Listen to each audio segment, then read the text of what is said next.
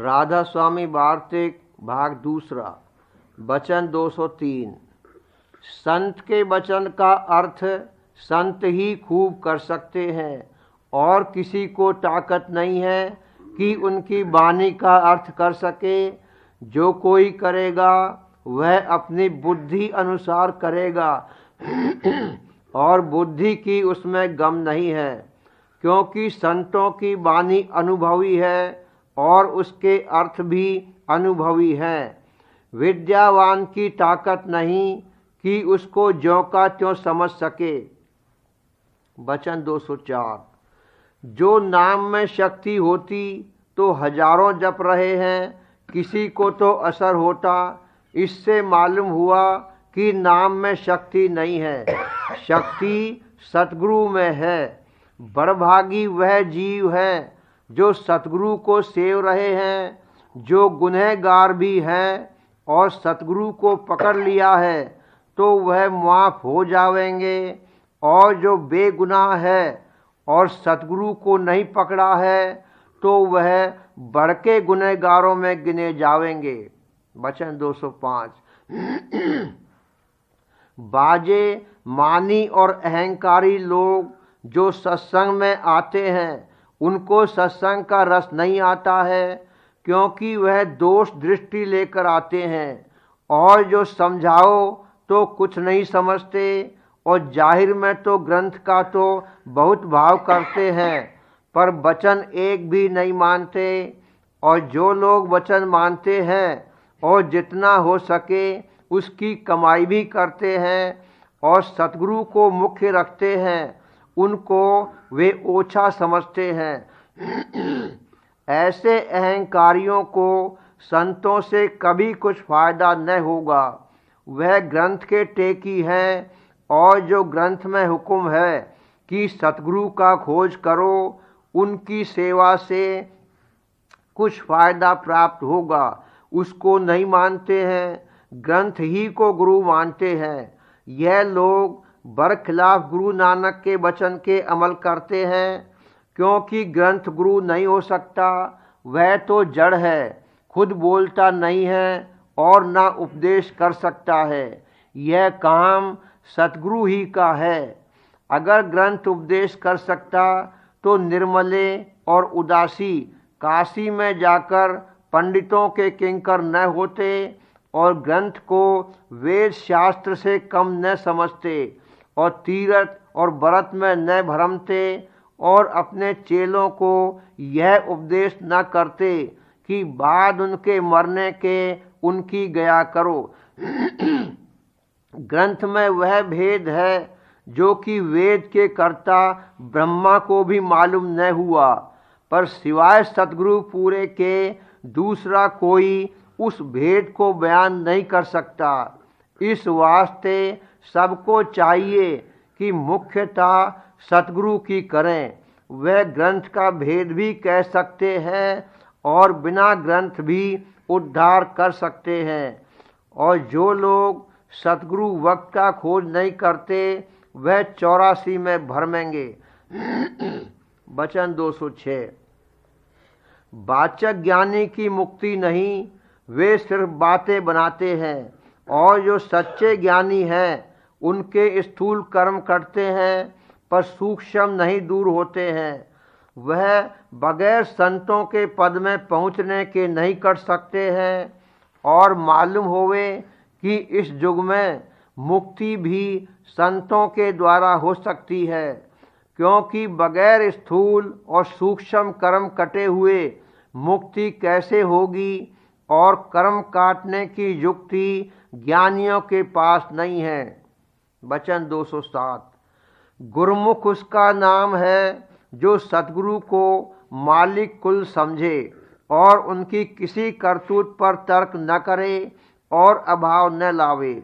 जैसे किसी के घर में मौत हो गई, या कोई दुख आकर पड़ा, या नुकसान हो गया, या गर्मी ज़्यादा हुई, या सर्दी ज़्यादा हुई, या बारिश ज़्यादा हुई, या बिल्कुल न हुई, या बीमारी, या मरी, या और कोई मुश्किल पड़ी, तो उस वक्त ऐसा न कहे कि ऐसा मुनासिब न था या यह बेजा या बुरा हुआ, बल्कि यह समझना चाहिए कि जो हुआ सो मौज से हुआ और ऐसा ही मुनासिब होगा और इसी में मसलहत होगी।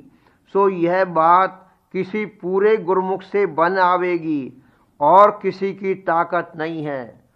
वचन 208। राम सबके घट में व्यापक है, पर कोई उसको नहीं पहचानता और उसके देखते जीव अवगुण करते हैं और वह मने नहीं करता और 84 भुगवाता है। फिर ऐसे राम से क्या मतलब निकलेगा? जब सतगुरु मिले और उसका पता बतावें कि इस स्वरूप से राम तुम्हारे घट में व्यापक है, तब इस जीव को खबर पड़े और बुरे कामों और 84 से बचे। इस वास्ते खोज सतगुरु का जरूर है, क्योंकि वह प्रकट राम है और जो गुप्त राम है उसका खोज बिना सतगुरु के नहीं हो सकता। और जो ऐसा नहीं करते उनको न राम मिलेगा न 84 छूटेगी और दुर्लभ नरदेही मुफ्त बर्बाद होगी।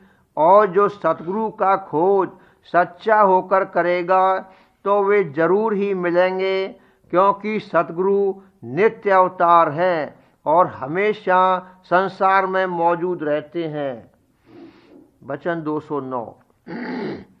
अंतर में जो शब्द होता है उसका सुनना, यह शब्द भक्ति है। और जिस घट में शब्द प्रकट है उनसे प्रीत करना और सेवा करना, यह सतगुरु सेवा है। और वही सतगुरु है और शब्द उनका निज स्वरूप है।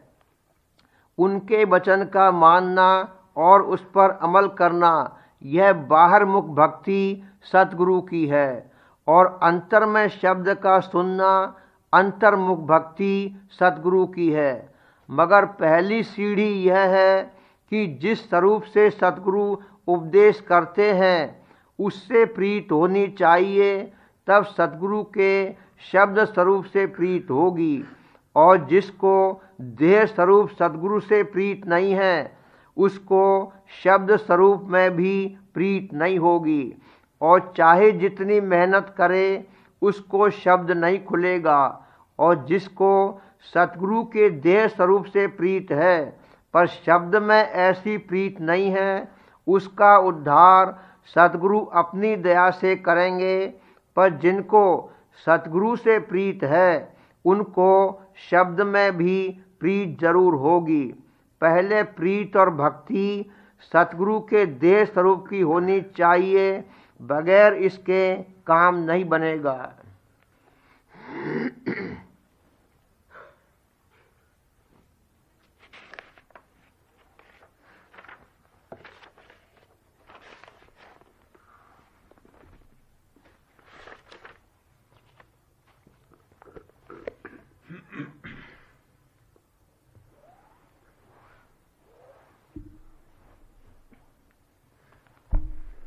बचन बाबूजी महाराज, तीसरा भाग।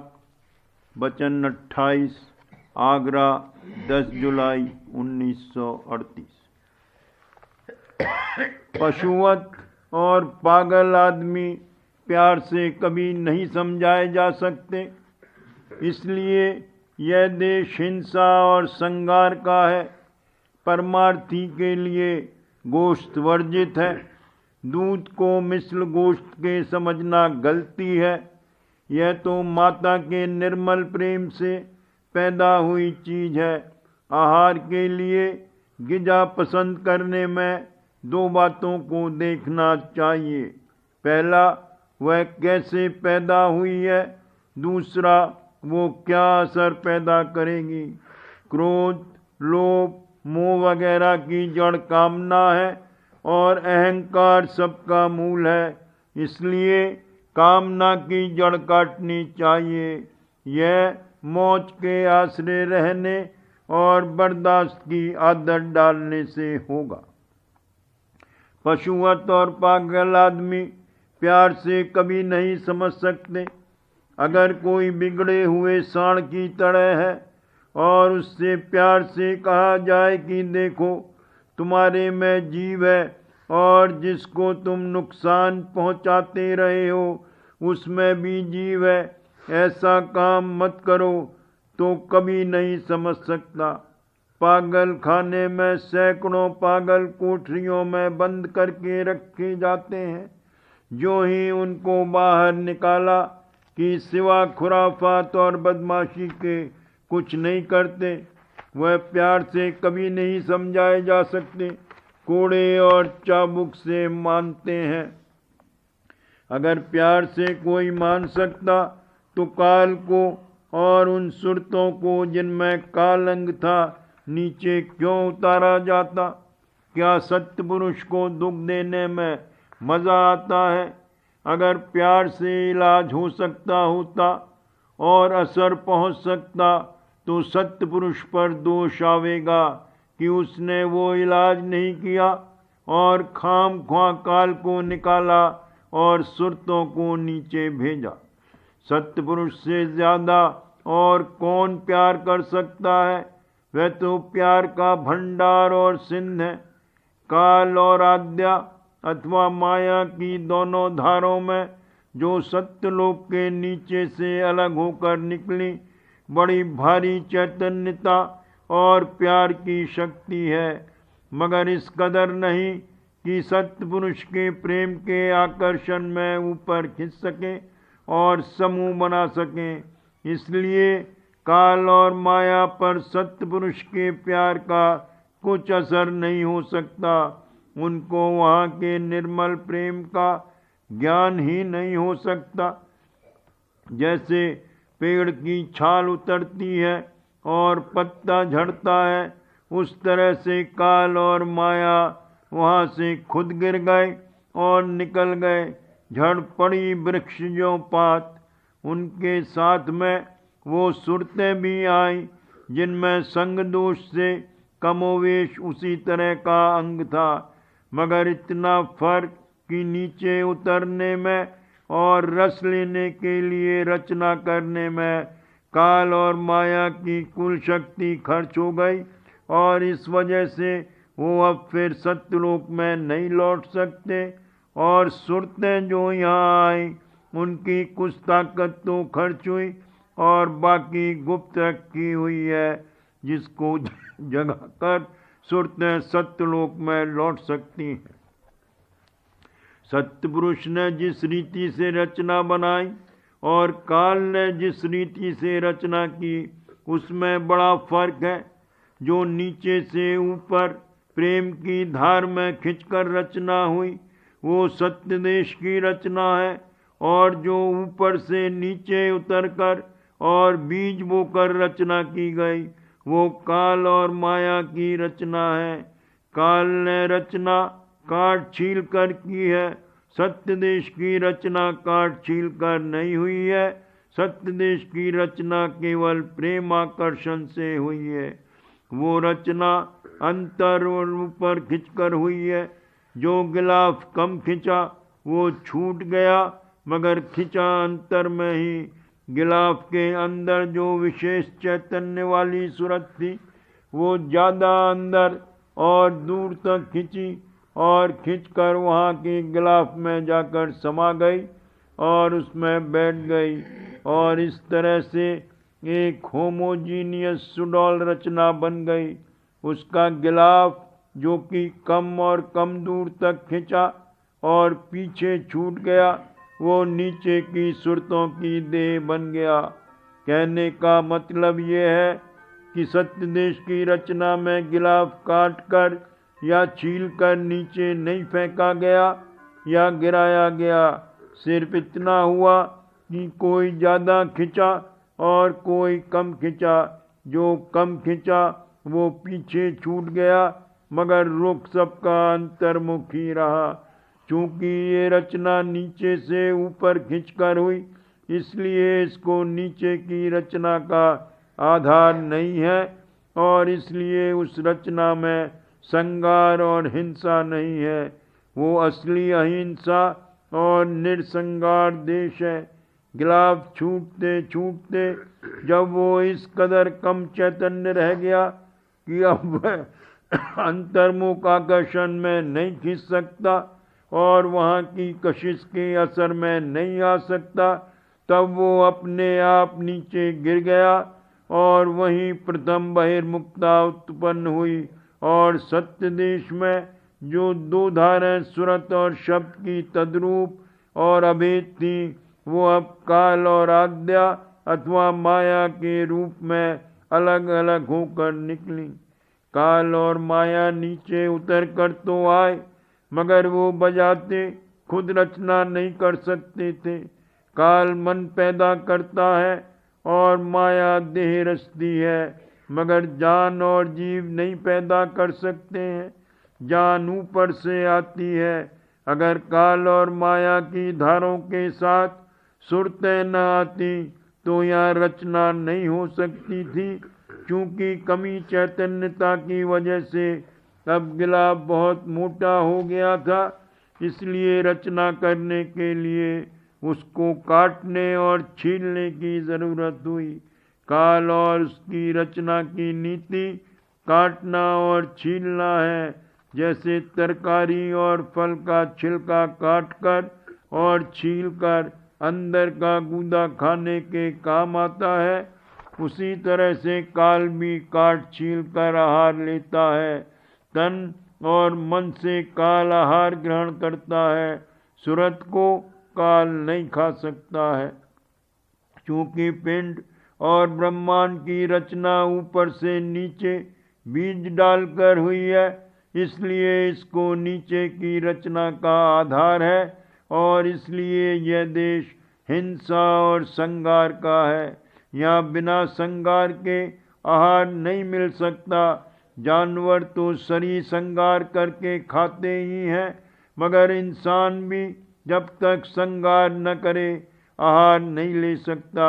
चाहे कोई गेहूं को पकावे और उबाले भी नहीं, मगर उसको दांतों से चबाना तो पड़ेगा। जब तक उसके रूप का नाश न कर दे आहार नहीं मिल सकता। जब तक गेहूं की शक्ल में है, तब तक उसको जमीन में बोया जाए तो गेहूं पैदा हो सकता है, मगर जब उसको कूट पीस दिया गया तब उसको जमीन में बोने से गेहूं नहीं पैदा हो सकता।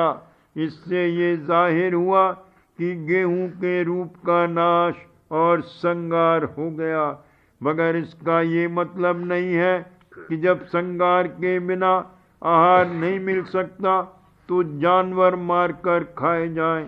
संगार तो करना ही पड़ेगा, मगर वो खाना अपने लिए पसंद करना चाहिए जिसमें कम से कम हिंसा हो।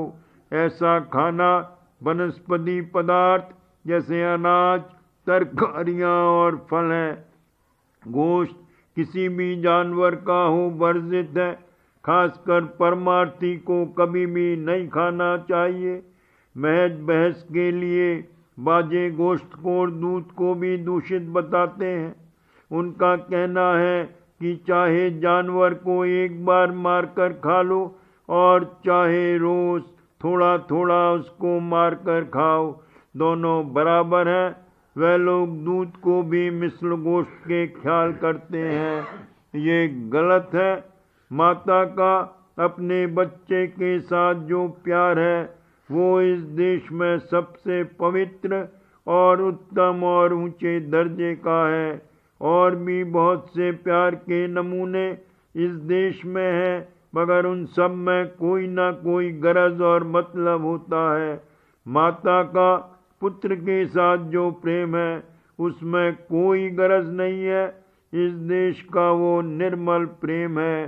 दूध उस निर्मल प्रेम से उत्पन्न हुआ पदार्थ है, इसलिए बहुत पवित्र और सतोगुणी है।